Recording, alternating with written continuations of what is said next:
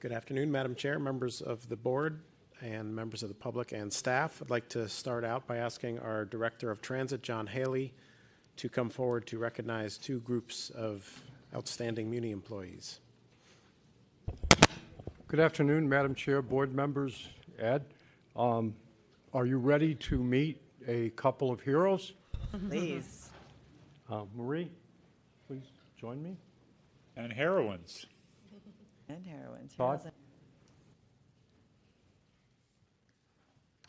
So this is Marie Rico, who is an operator out of our Woods Division and has been for the last several years. And on a afternoon on June 25th, she was driving her normal route, the 54, and then I will turn it over to them to describe the events that transpired. This is Todd Ells. Todd is a former air traffic controller, and he finds he's now functioning as a controller. He finds being a transportation controller in our environment much less stressful, particularly during the takeoffs and the landings of the vehicles. So I will turn it over to them, but I will say to describe the events of June 25th, but I will tip my hand by saying this is a story that has a very happy ending. And it has a happy ending because of the work of these two individuals. So Marie, if you don't mind, if you would describe for the board. Oh, I'm so nervous, excuse me. Nervous. That day, I got a call from TMC, and I assume it was you. Called me on the coach and told me that there was a child missing. Gave me the description. At first, I did not notice a child with that description. He called me a second time and told me to take another look. So I felt it was in the best interest to stop the bus. I went back. Another passenger alerted me that there was a child there that fit that description. I got the child. I placed him in the front of the bus with myself and I have a daughter that was riding with me that day.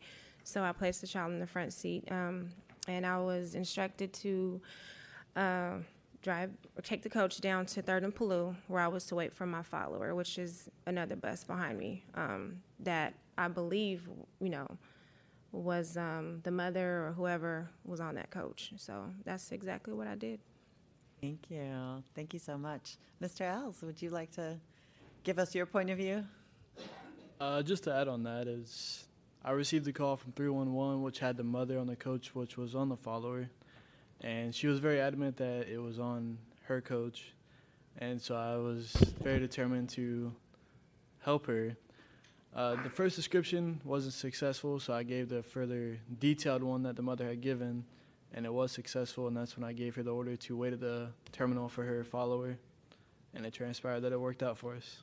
Good. Thank you both so much. I think it's a testament not just to your communication skills with each other, but our new communication center, and also the fact that you have made every single parent who has a child who rides Muni, whether they live in San Francisco or outside of San Francisco, feel so much better knowing that we can react so quickly and that we were able to reunite the child with their group, with their parent in this situation. So on behalf of the board of directors, on behalf of the agency, and everybody in the city who has loved ones who rides Muni, thank you so much for the work that you did and you continue to do. Thank you.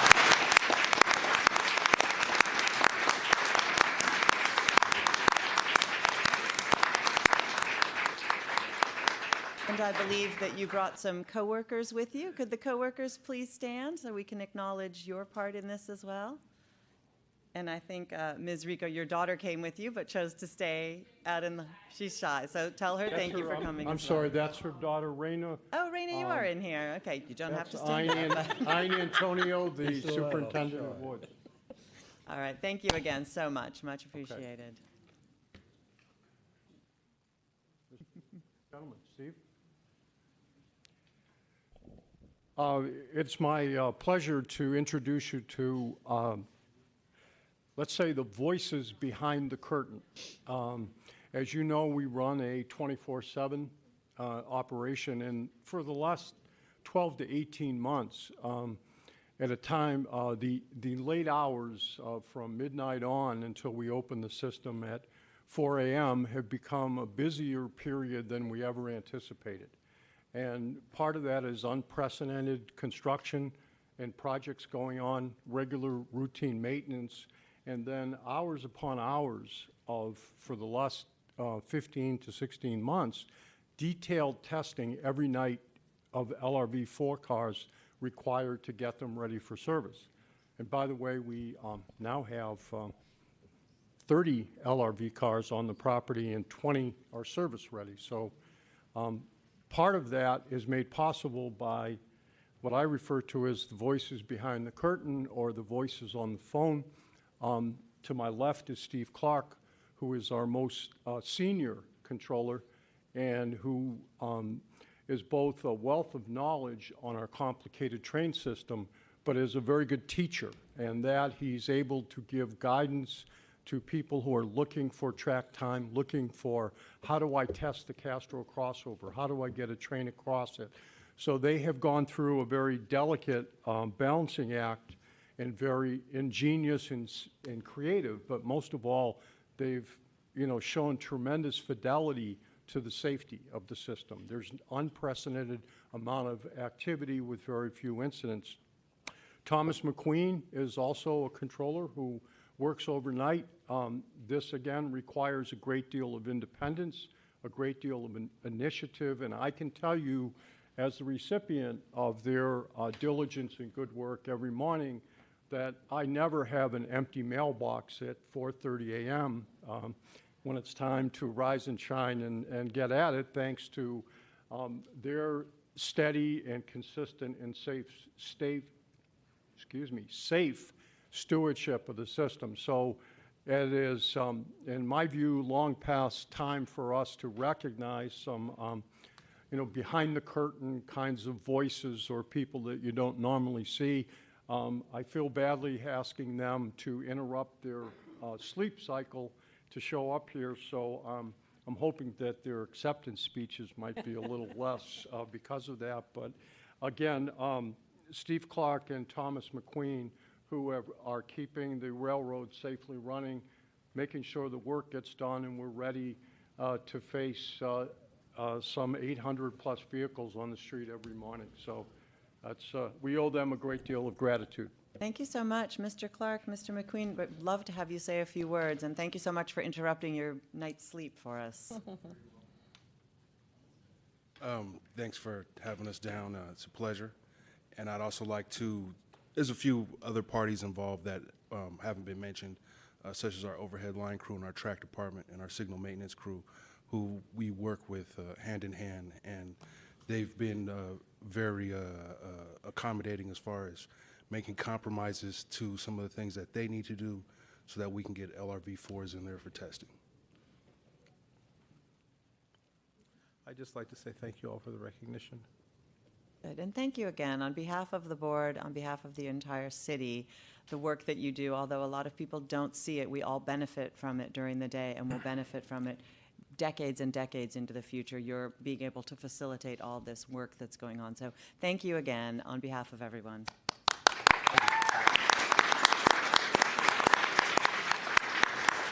I think you had some coworkers as well. Were there coworkers of these two gentlemen who were here as well?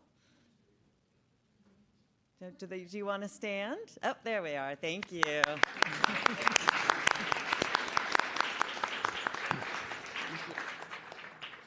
Thank you, Madam Chair. So moving on, did want to give you some Vision Zero updates.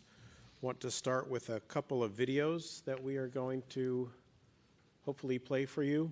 The first one is a statewide Department of Motor Vehicles Vision Zero public service announcement that, as we know, that data shows that speeding is the top cause of fatal crashes, both in San Francisco and statewide, and I believe nationwide.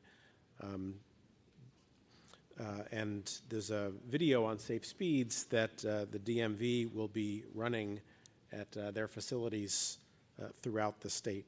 So we wanted to share that with you. This one has, I don't believe it has sound, but you'll get to see the video. If we can ask SFGov TV to go to the video, please.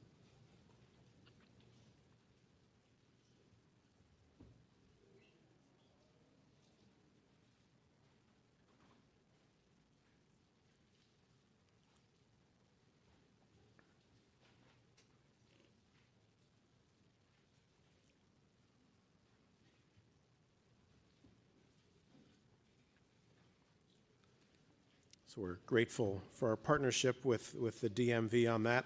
The other one is a video of social media highlights. I think we've showed you some of these before. This is the 5th video of the year that's showcasing the work of various city departments. And so I wanted to show you that one.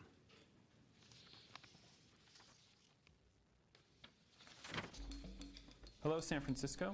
Here's our monthly roundup of city projects helping San Francisco reach our Vision Zero goal of ending traffic deaths. The District Attorney's Office is launching a senior pedestrian safety campaign to raise awareness around seniors as a high-risk group for pedestrian traffic fatalities. Look out for the Drive Slow banners, bus shelters, and bus ads throughout the city. SF Public Works purchased mini street sweepers to keep the city's 15-plus miles of protected bike lanes clean and safe for people biking. This investment supports the city's goal to provide safe, sustainable, and clean transportation.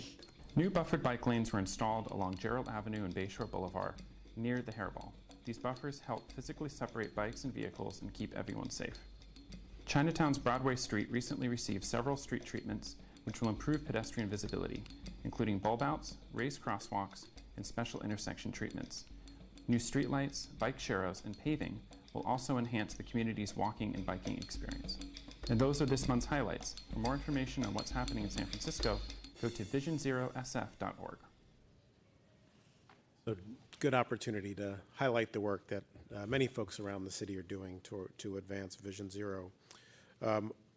One significant activity that's happening in the city that's a collaboration between the MTA Public Works and the Public Utilities Commission is the Masonic Avenue Streetscape Project, which was legislated here at this board a number of years ago. This runs all the way from Geary to Fell, and actually there'll be some paving that'll go from Fell down to Haight. And this is a project that's nearly complete, and it's addressing one of the city's high injury corridors. You'll recall when we brought this to you for approval that at the time it was seeing a significant number of injuries and fatalities in all modes, people walking, people biking, and people driving. So the new and improved Masonic, which really is a transformation of a street that was really a divider of neighborhoods and almost like a mini freeway running through neighborhoods of San Francisco, now includes a new landscape median. The public plaza will be one of the last pieces to get completed. Upgraded utilities such as water and sewer. Of course, it's been repaved. There are bulb outs for the buses, bike lanes, including some that go behind the bus stops, new trees, sidewalk planters, and new pedestrian scale lighting. By the time we next meet, the construction should be just about complete. This was largely funded by our own revenue bond to the tune of $26 million, but really a transformational project and one that took a lot of community work up front and then the design and construction work, and now we're nearing the end. And since it will be largely done before we next meet, I wanted to give you that highlight. I also want to talk or ask Tom McGuire, Sustainable Streets Director, to talk about two projects that are in the future as we look forward, as we look back on the near completion of Masonic, and that, as you referenced, Madam Chair, are Townsend and Embarcadero. There's been a lot of discussion within the last few weeks about both of those.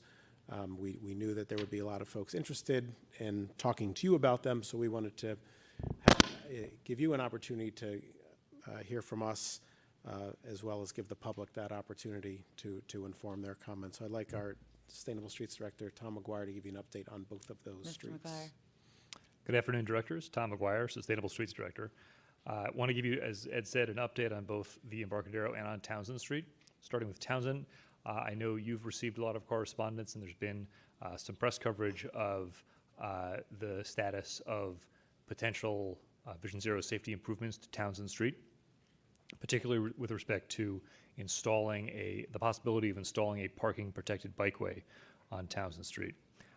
I know a message we had given, the MTA had given, that this project would have to wait until after the DTX construction was out there, and I want to make it clear today that while we're mindful of the fact that we will need to reconstruct Townsend for the DTX, we don't think we need to wait until that construction takes place to make some meaningful short-term improvements to Townsend Street, including looking at a parking protected bike lane.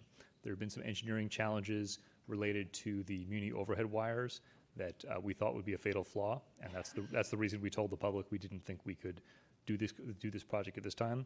I think we found some ways around that, and I think we can move forward quickly with a public process to talk to the fronting businesses, and as you always challenge us to do, make sure that all the users of the street have a chance to weigh in and be consulted, but to move quickly towards a solution that includes a good level of protection for cyclists between 4th and 7th Street on Townsend Street. So that's the update there.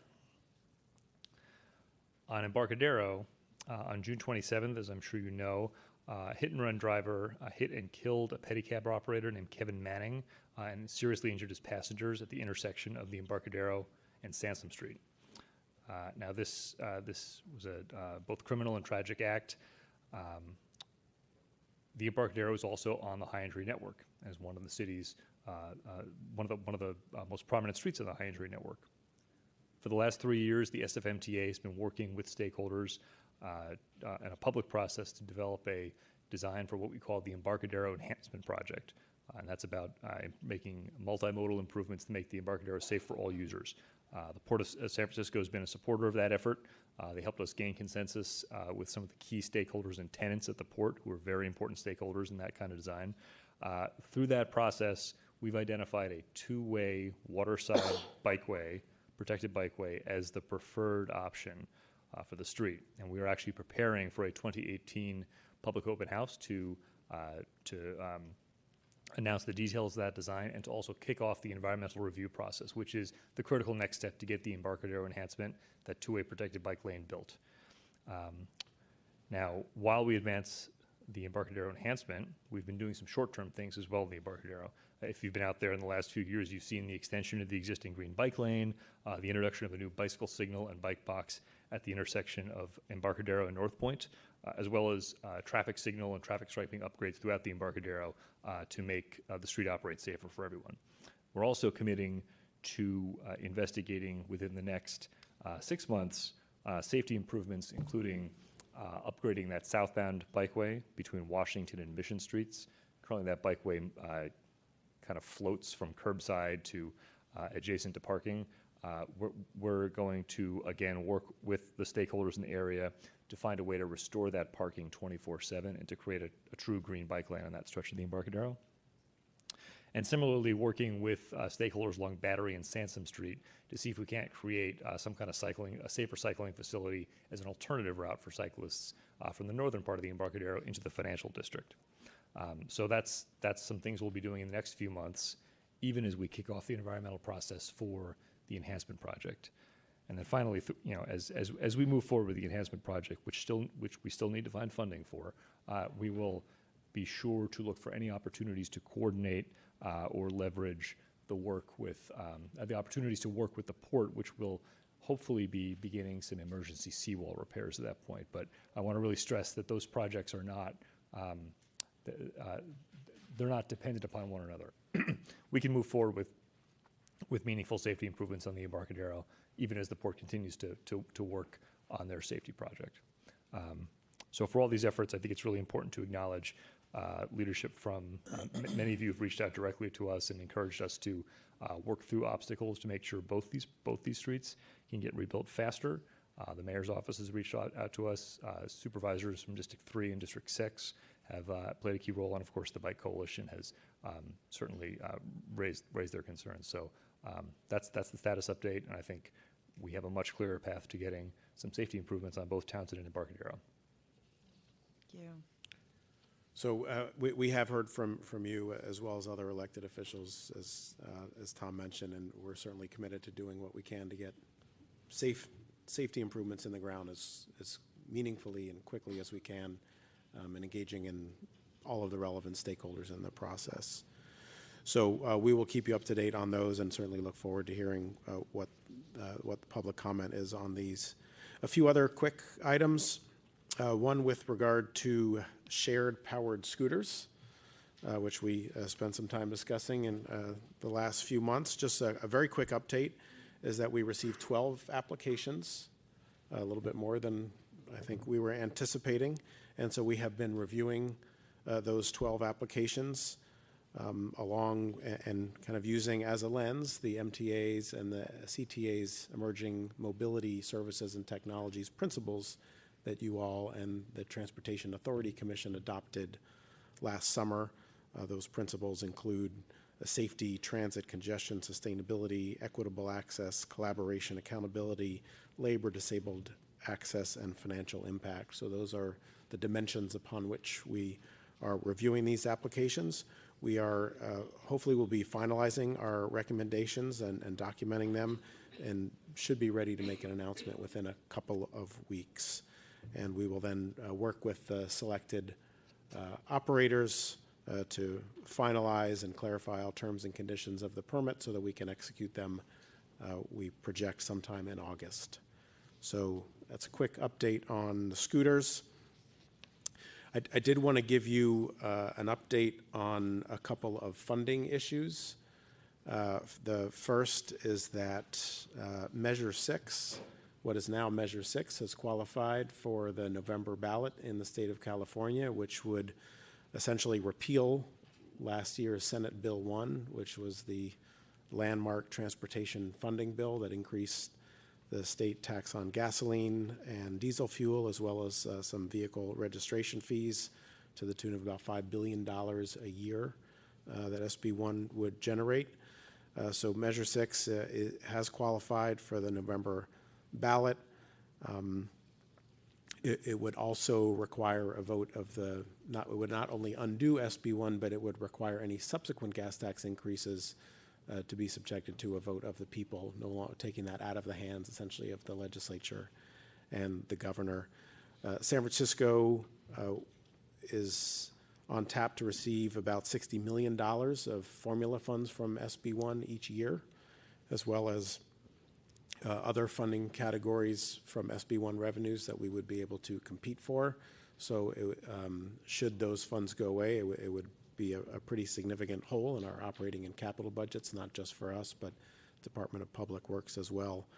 So we will be working to inform, just be clear for you and the public as to what, how those revenues are being used and what their purpose is, so that voters can make an informed decision.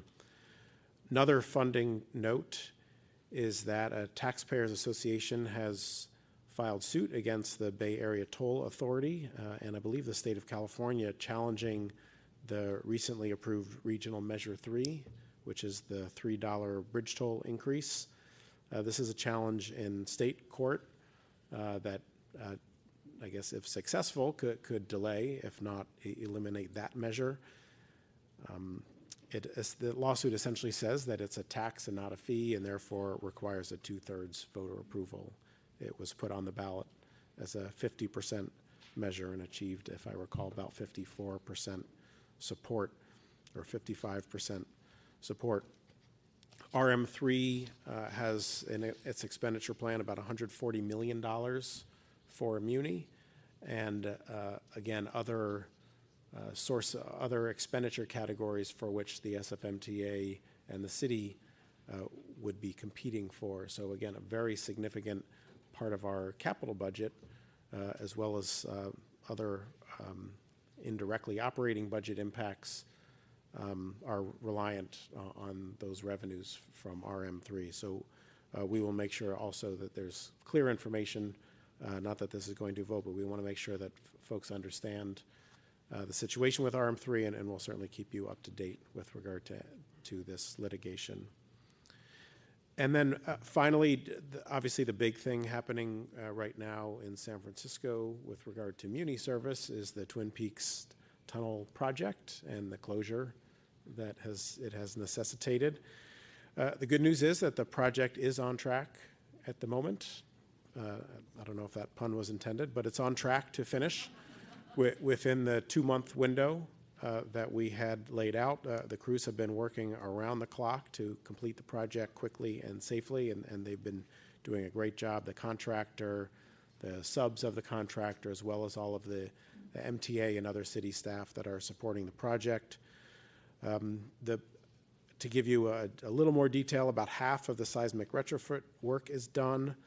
Most of the drainage system work is done. We think the drainage system was the original from 100 years ago, so it was important to replace that because it was no longer functioning. 2 of the 4 new track crossovers are installed, and the track removal and replacement inside the tunnel continues largely on schedule. So the construction work is proceeding well. From the community side, we have twice a week office hours in West Portal, and we have been, beyond those office hours, we've had staff walking up and down the commercial streets in West Portal, particularly West Portal Avenue, and engaging on an ongoing basis with the merchants. There's been a lot of on-the-fly flexibility to accommodate loading. Last time I was down there, I saw one of the business owners talking to one of the designated construction reps to facilitate loading, so the construction team has been very accommodating and making sure that the basic loading needs of the merchants can be met. And we've also, for the riders, have had ambassadors very, very heavily deployed, particularly at the beginning, and a lot of signage to make sure that everybody understands how to move around in terms of the substitute service. So in terms of the service, the transit plan does continue to perform very well. It's tens of thousands of people that use that tunnel every day who we've had to help find alternative routes. The travel times are much quicker than expected, and we've gotten even some positive feedback on 311 and social media. I think I had a question at the last board meeting, would it really, it might have been from you, Madam Chair, would it really be a 20-minute add to the trip? And I think we're finding that some of what we posted which were fairly conservative outside estimates, people are experiencing less. And I know I've used it many times at rush hour and not at rush hour, and it's generally been a pretty smooth transition. And, you know, it's certainly, there's a reason we have the tunnel. It certainly takes longer when you don't have the tunnel, but the service is running well. A lot of different folks are fare inspectors, station agents, inspectors, as well as the ambassadors, all helping facilitate movement, answering questions, and just helping the customers, particularly in those first few weeks when it was less familiar. And we have been, from our customers, from merchants, from operators, been getting feedback along the way, and we've made scores of micro adjustments, whether it's for signage or schedule or loading, lots of things that we're doing, kind of real-time adjusting based on feedback we're getting to make sure that it continues to go smoothly. So, you know, we're, I guess, about not quite halfway through, but so far it seems to be going well on all dimensions. So that concludes my report, and I'd be happy to answer questions.